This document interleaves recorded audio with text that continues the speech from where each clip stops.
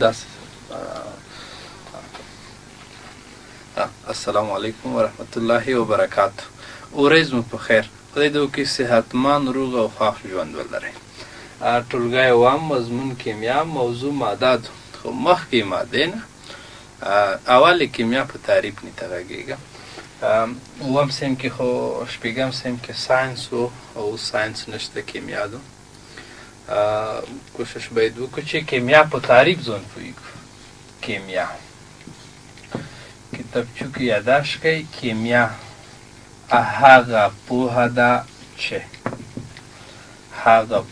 ده چې د مادې له خواصو، جوړښت، ترکیب او بدلونو څخه بحث کوي. دا خوږو زده کوونکو دا یې مادې تعریف ده. د په خاطر چې د مادې ښه تعریف وشي، د وبخښئ د کیمیا په تعریف کې تاسو باید څلور شیان ذکر کړئ. کیمیا هغه پوهه ده چې د مادې له خواصو یوه خبره، د مادې له جوړښت، د مادې له ترکیب او د مادې له بدلونو څخه بحث کوي. دې خبرو تعریف نه نتیجه ده موږ تاسې په لنډ ډول داسې ویلی شو کیمیا د مادې علم دی. کیمیا له مادې څخه بحث کوي.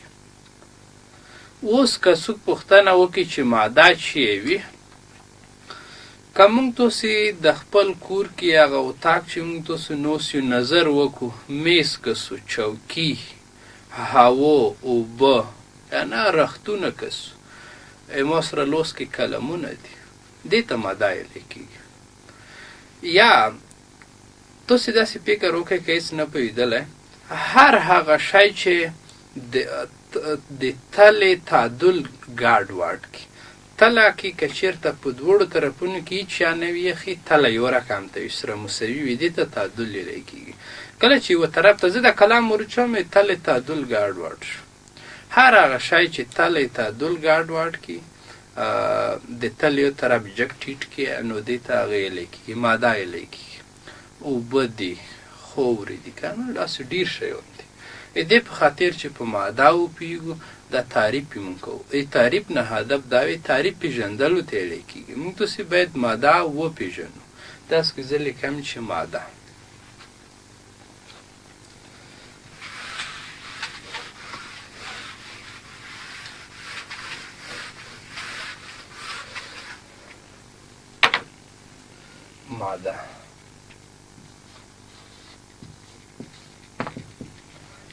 هر هغه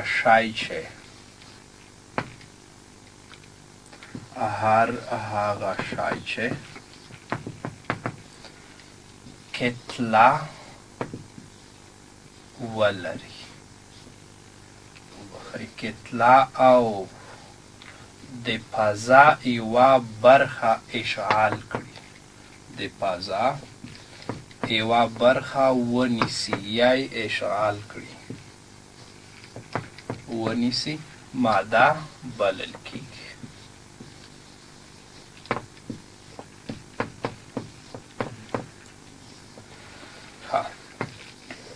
هر هغه شی چې کتله ولري او د فضا یوه برخه ونیسي ماده بلل کېږي.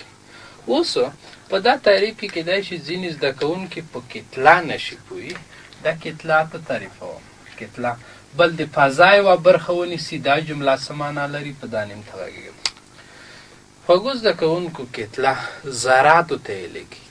دا کلام کسی دا که زه په میلیوناو برخو وویشم، د کومې ذرې چې لوس ترڅي دې ته کتله ویلی کېږي.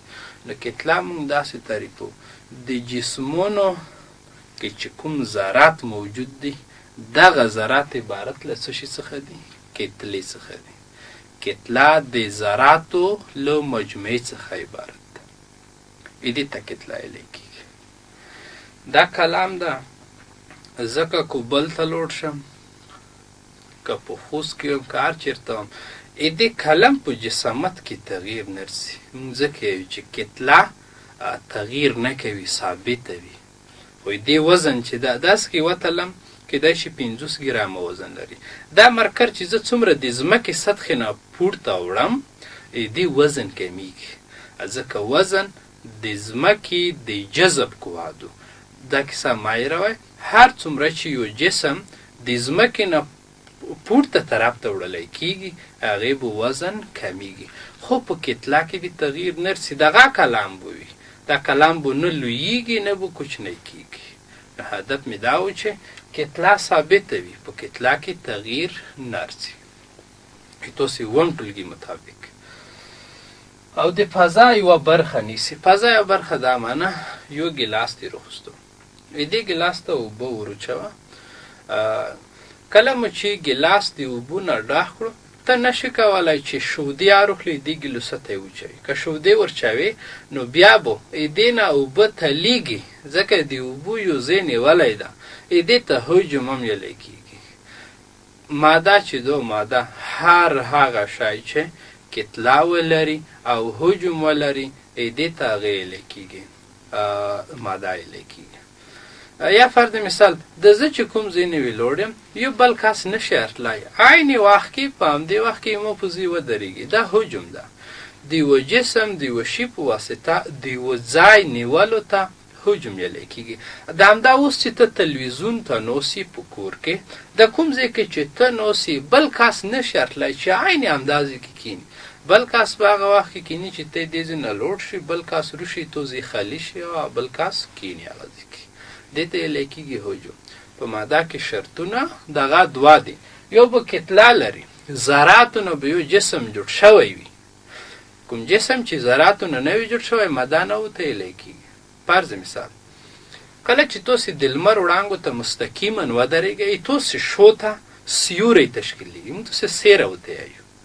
دغه سیره دا په ماده کې نشي تللی، ځکه په دغه سیوری نه زه هغه کېښولی شم. فرض مثال چوکي کېښولی شم، یو بل کس یې سیرې په ځای درېدلی شي.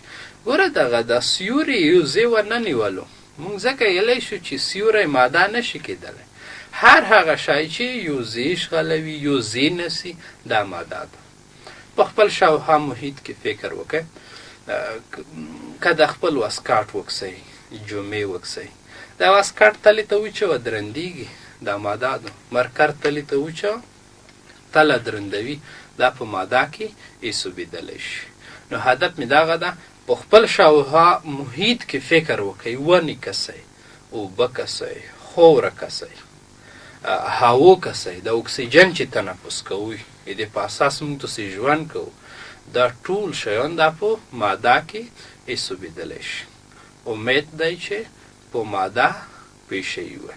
تاسې کورنۍ دنده به دا وي د هر زده کوونکی کتابچه روخلی د مادې شل بیلګې ولیکئ. فرض مثال کور نه به بیا وځي موټر کسې، موټر موږ پوهېږو چې یو ځای نیولی ده، کوم ځای نه چې موټر ویلوړي بل موټر نشو درولی، دا ماده شوه موټر. ونې کسو، بوټي کسو، کنه خلق کسو، انسان خپله ماده کې ایسوبېدلی شي. قلمونه کسو، کتابچې کسو. دا شل بیلګې، داسې بیلګې چې مو نوي تخیلي، تاسې نوي بیلګې پیدا کړئ، هغه خپلو کتابچو کې درسره یاداشت کړئ. خیر اوسه. اوس د مادې لپاره مهمه خبره د هغه ده چې دواړه شرطونه به کسئ، هم به کتله کسئ، کتلانې ته وغږېدم، او هم به چې کسئ د فضا یوه برخه بیا نیولې وي. یعنی فضا یوه برخه نیولو نه هدف چې ده حجم ده، یعنی حجم به هم لري. که چېرته حجم ونه لري، کتله ونه لري، په ماده کې نشي ایسوبېدلی. مثال مې ته وښیلو لکه د انسان سیوری ده، یا ونه نه لمر وړانګې رسي شو ته، موږ تاسې ګرمۍ په موسم کې کاټو ته چوو، خپل خوب کوو، هغه سیوری په ماده کې نشي ایسوبېدلی. که چېرته سیوری ماده وه بیا به موږ تاسې کاټ په هغه ځای کې نه زویېدلی. زه باوري یم چې انشاءالله په دې به تاسې قناعت حاصل شوی وي او پوه شوي به. خیر اوسئ، مننه.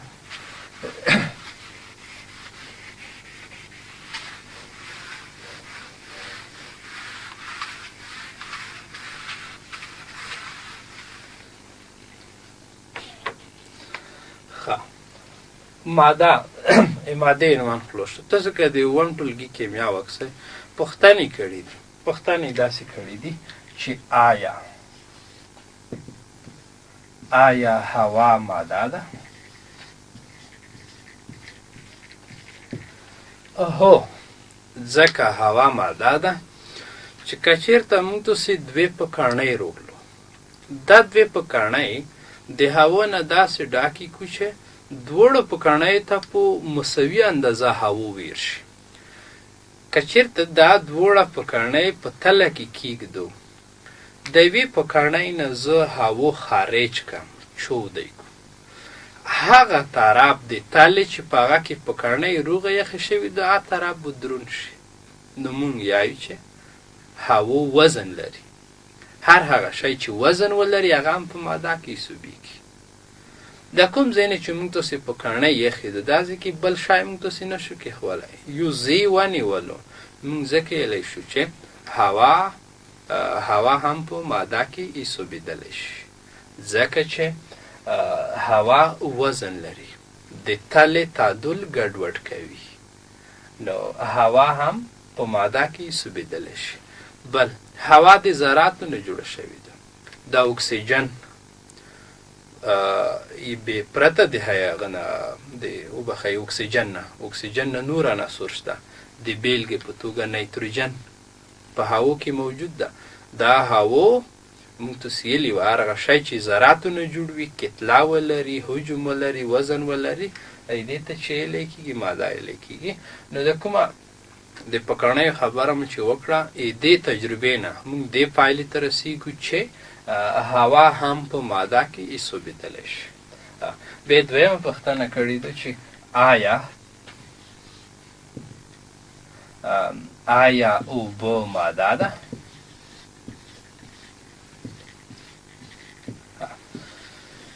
هو، زه باوري یم که تاسې مو په مخکینیو خبرو پوه وئ، تاسې به وایئ چې بلکل اوبه هم ماده کېدلی شي. دلیل چیه ده؟ ځکه چې اوبه یو ځای هم نسي او که تلې ته یې وچو وزن هم لري. داسې یوه بیلګه بیانوم. یوه تله روغلی، دوه مساوي یو رقم ته ګیلاسونه روغلی، یو د تلې په یوه څنګ کې کېږدئ، بل یې په بل څنګ کې کېږدئ. د تلې یوه طرف ته یوه ګیلاس ته اوبه ورچوئ. د کوم ګیلاس ته چې موږ اوبه ورچوو دا طرف به دروند شي. موږ تاسې ویلي وو هر شی چې وزن ولري ماده کې حسابېدلی شي. یا فرض مثال ګیلاس ته، دا یو ګیلاس ده، دا ګیلاس د اوبو نه ډک کړئ. ساره پرې چې کله اوبو نه ډک شي، زه نشم کولی چې دې ګیلاس ته شودیا ورچوم یا الکولا ورچوم یا بل شی ورچوم، ځکه چې د اوبو یو ځای نیولی ده. هغې وخته پره زه بله ماده نشم ورچولی د ګیلاسه ته، نه ځایږي، څومره مې چې دا اوبه نه وي ته نه لرې کړي. نو موږ نتیجه دا شوه چې اوبه حجم لري، یو ځای هم نسي. نو ځکه یلی شو چې اوبه په ماده کې حسابېدلی شي او هم هوا اوبه. تاسو ته د دې نه بغیر مو نورې ډېرې بیلګې ویلې. په دې عنوانه زه باور یم چې پوه شئ.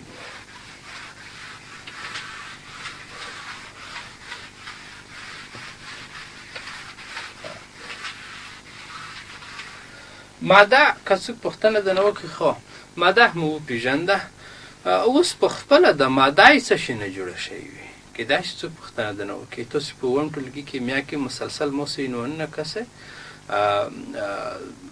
د ماده د څه شي نه جوړه شوې ده؟ موږ وایو چې د اتومونو او مالیکولونو څخه جوړه شوې ده. خلاص خبره دا وه، ماده یو اتومونو نه جوړه شوې ده، ماده له اتومونو او مالیکولونو څخه جوړه شوې. که څوک پوښتنه ترنه وکړي چې مو ته اتوم تعریف کړئ، اتوم به د اتوم په هکله به ډېر معلومات تاسې بیا په که ژوند و اوتم ټولګي په کیمیا کې به زه ته وړاندې کوم.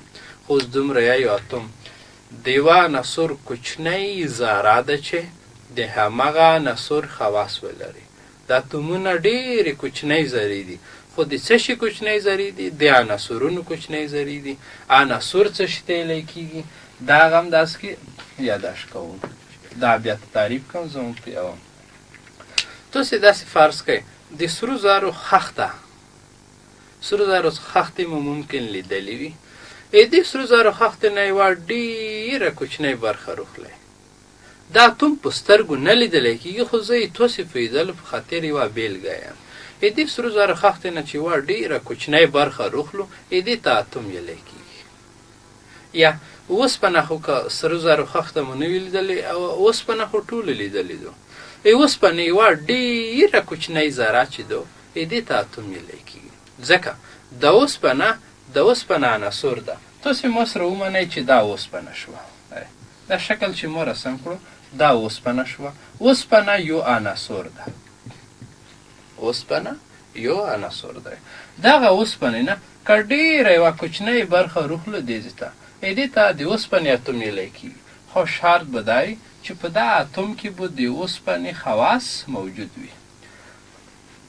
ډېر نه په غږېږم، اتوم په اوتم ټولګي کې شته. فقط دومره زده کړئ اتوم د یوه عنصر کوچنۍ ډېرې یوې کوچنۍ ذرې ته اتوم ویلی کېږي. اتوم دومره کوچنۍ ذره ده چې په سترګو نه لیدلی کېږي. یا که پنسل روغلی بیا پنسل ښه تېره کوئ. دا پنسل د سپین کاغذه په مخه یو نقطه کېږدئ. په دا نقطه کې به په لکونو اتومونه موجود وي. اتوم دومره یوه کوچنۍ ذره ده چې په یوه ټکي کې بیا هم په لکونو اتومونه موجود دي. مالیکول څه شی ته ویلی کېږي؟ مالیکول بیا د یوه مرکب کوچنۍ برخې ته مالیکول ویلی کېږي. تاسې ممکن په مرکب نه پوی نشئ. مرکب نه هم ته غږېږم انشاءالله، عناصر نه هم ته غږېږم. نن ورځ پورې همدومره کفایت کوي. دوه درې شیانو ذکر کوي. یو مې کیمیا تعریف وکړو. کیمیا هغه پوهه ده چې له مادې څخه بحث کوي. که نورې خبرې نشئ زده کوئ همدومره کفایت کوي. دویمه مې دا خبره وکړه چې ماده څه شی ته ویلی کېږي. مادې تعریف مې ته وکړو. په دریم قدم کې مو دا ووایي چې ماده له څه شي څخه جوړه شوې ده. ماده له اتومونو او مالیکولونو څخه جوړه شوې ده. اتوم مې ته تعریف کړو. دا درې شیان کتابچو کې یاداشت کړئ، زده یې کړئ. راتلونکې ورځ چې بیرته بیا کوم یا نوبات رسېږي انشاءالله د پاتې موضوعاتو نیم زه بیا بحث ته کوم انشاءالله. تاسې کامیابي، روح صحت، روغ ژوند مو هیله ده. سلامت و بریالي اوسئ.